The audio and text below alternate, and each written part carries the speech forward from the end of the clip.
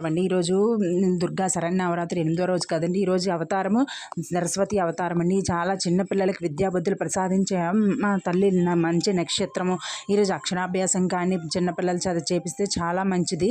అలాగే అమ్మవారికి ఈరోజు తెల్లని పుష్పాలతో అమ్మవారికి సరస్వతి అష్టోత్తరాలతో పూజించడం మంచిదండి. ఆ పూజ అయితే ముందుగా కంప్లీట్ అయిపోయింది. అమ్మవారికి యథావిధిగా దీపం అది వెలిగించుకొని అమ్మవారికి దీపం అది వెలిగించుకున్నాక అమ్మవారికి ముగ్గురమ్మలకి, దుర్గమ్మకి, లక్ష్మీదేవికి, సరస్వతి దేవికి పంచామృత అభిషేకాలు అయితే అభిషేకం అయిపోయిన తర్వాత అమ్మవారికి యథావిధిగా కుంకుమార్చన, అమ్మవారికి సరస్వతి అమ్మవారికి కూడా కుంకుమార్చన తెల్లని పుష్పాలతో నాది పూజించుకున్నానండి. పూజించుకున్న తర్వాత అమ్మవారికి పూజ అయిపోయిన తర్వాత ఈరోజు నైవేద్యంగా అమ్మవారికి తెల్లని పాయసం పెడితే మంచిదండి. చక్కెర పొంగలైనా సేమియా పాయసమైనా నేనైతే సేమియా పాయసం అయితే చేసి నివేదించానండి.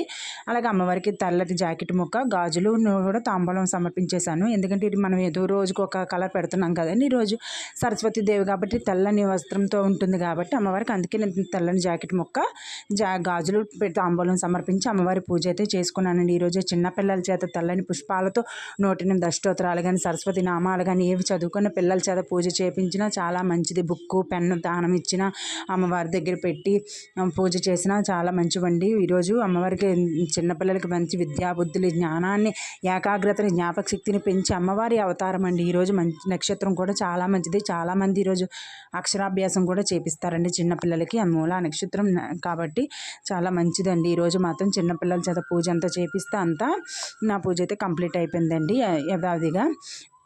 నా వీడియోస్ కనుక నచ్చినట్టయితే లైక్ చేసి, షేర్ చేసి నా ఛానల్ సబ్స్క్రైబ్ చేసుకోండి. అయితే కొంచెం దీనిగా ఉందండి, జలుబు చేసిందండి తలస్నానాల వల్ల. దానివల్ల అందుకే వాయిస్ అయితే అలా ఉందండి కొంచెం.